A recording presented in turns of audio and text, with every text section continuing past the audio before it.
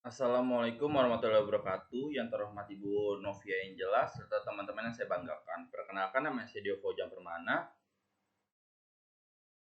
mahasiswa Universitas Esa Unggul, kampus Kebun Jeruk, program studi Ilmu Hukum dengan nomor induk mahasiswa 2021040121. Pada kesempatan kali ini saya akan menjelaskan materi mengenai paragraf. Hakikat paragraf. Paragraf adalah sekumpulan kalimat yang terdiri dari satu kalimat pokok dan beberapa kalimat penjelas yang membentuk suatu gagasan dengan membahas suatu topik. Dengan kata lain, paragraf adalah satuan pikiran yang membahas suatu gagasan yang saling berhubungan. Menurut ahli tarigan, paragraf merupakan seperangkat kalimat yang tersusun secara sistematis dan logis. Paragraf merupakan satu kesatuan yang melambangkan ekspresi gagasan yang relevan dan mengandung ide pokok yang terkandung di dalam karangan secara keseluruhan. Syarat paragraf yang baik. Di sebuah paragraf yang baik, seseorang harus memperhatikan syarat-syarat paragraf yang baik. Antara lain, pertama, dalam suatu paragraf hanya ada satu pokok pikiran atau gagasan utama. Yang kedua, setiap paragraf harus memiliki kesatuan kohesi. Maksudnya dalam sebuah paragraf tidak boleh terdapat penjelasan-penjelasan yang saling bertentangan. Yang ketiga, setiap paragraf harus memiliki koherensi atau kesinambungan agar ada pengembangan yang baik dalam sebuah paragraf. Paragraf tersebut harus dipelihara dengan keratan hubungan antar kalimatnya, serta tidak terdapat loncatan-loncatan pikiran yang dapat membingungkan pembaca atau menyimpangkan dari pokok pikiran utama. Selanjutnya, struktur paragraf. Dalam struktur paragraf terdiri dari pertama, alinea pembuka adalah alinea yang diletakkan di awal kalimat atau awal tulisan judul. Di dalam artikel ilmiah untuk sebuah jurnal, misalnya, alinea pembuka berposisi sebagai alinea bagian awal pendahuluan setelah judul, abstrak, dan nama si penulis. Yang kedua ada alinea tubuh. Setelah berhasil menyusun alinea pembuka, tugas si penulis selanjutnya adalah menguraikan gagasan utama yang terdapat di dalam alinea pembuka tersebut ke dalam alinea-alinea berikutnya atau alinea tubuh. Yang ketiga adalah alinea penutup. Di dalam sebuah karya tulis ilmiah, alinea penutup terletak pada alinea bagi akhir bagian simpulan. Fungsi utamanya memang menyimpulkan tulisan, namun upayakanlah membangun alinea penutup sedemikian rupa agar mengesankan pembaca. Selanjutnya ada fungsi paragraf. Fungsi paragraf menurut Alex dan Asma. Yang pertama adalah mengekspresikan gagasan tertulis ke dalam kalimat yang tersusun secara logis. Yang kedua, menandai pergantian paragraf baru setiap paragraf. Ketiga, memudahkan penulis dalam mengatur gagasan. Keempat, memudahkan pembaca dalam memahami tulisan.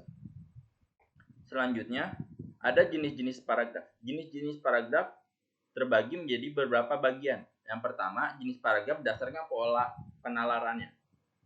Berdasarkan pola penalarannya, paragraf terbagi menjadi yang pertama ada paragraf deduktif. Paragraf deduktif adalah paragraf yang gagasan utama atau ide pokok pikirannya berada di awal paragraf yang diikuti kalimat penjelas. Jenis paragraf deduktif memiliki ciri yang ditemukan, yakni gagasan utama atau ide pokoknya berupa pernyataan umum. Yang kedua ada paragraf induktif. Paragraf induktif adalah paragraf yang kalimat ide pokok atau gagasan utamanya berada di akhir kalimat.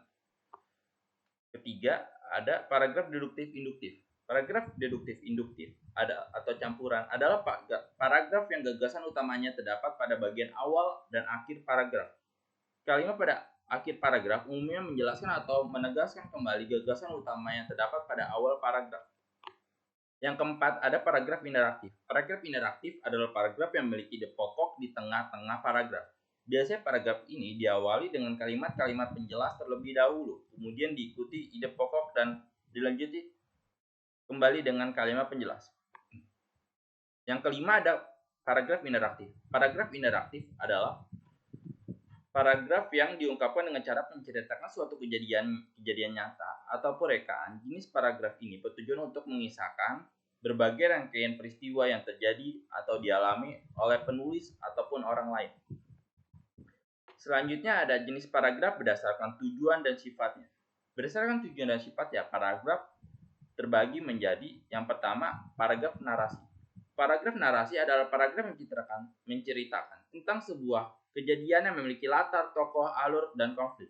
Dapat kalian temui paragraf seperti ini biasanya pada sebuah cerpen dan sebuah novel. Selanjutnya paragraf deskripsi. Paragraf deskripsi adalah paragraf yang mendeskripsikan suatu benda atau objek dan seolah-olah kita terbawa dan melihat objek yang dideskripsikan tadi. Biasanya objek yang diceritakan berupa objek yang dapat dibayangkan dan dirasakan oleh alat indera kita. Yang ketiga ada paragraf eksposisi. Paragraf eksposisi adalah paragraf yang menyampaikan isi paragraf atau ide pokok, pikiran yang dapat menambahkan pengetahuan dan wawasan setiap pembacanya. Biasanya pada paragraf ini terdapat kalimat atau data yang aktual, ilmiah untuk menjadi referensi. Yang keempat ada paragraf persuasi. Paragraf persuasi adalah paragraf yang berisi ajakan. Paragraf persuasi bertujuan untuk membujuk pembaca agar mau melakukan sesuatu sesuai dengan keinginan penulis. Agar tujuan dapat tercapai, penulis harus mampu menyampaikan bukti dengan data dan fakta yang mendukung. Yang kelima ada paragraf argumentasi. Paragraf argumentasi adalah paragraf yang isinya menyampaikan suatu pendapat. Biasanya isi dari paragraf ini adalah pendapat seseorang yang dilengkapi beberapa alasan yang mendasar. Selanjutnya ada jenis paragraf berdasarkan pola pengembangan paragraf. Berdasarkan pola pengembangan paragraf terbagi menjadi yang pertama kronologi. Paragraf kronologi atau alamiah disusun sesuai dengan susunan waktu. Pada umumnya pola ini dipakai dalam paragraf naratif. Pengembangan ini itu dilakukan dengan memberikan suatu peristiwa, membuat atau melakukan sesuatu secara berurutan selangkah demi selangkah.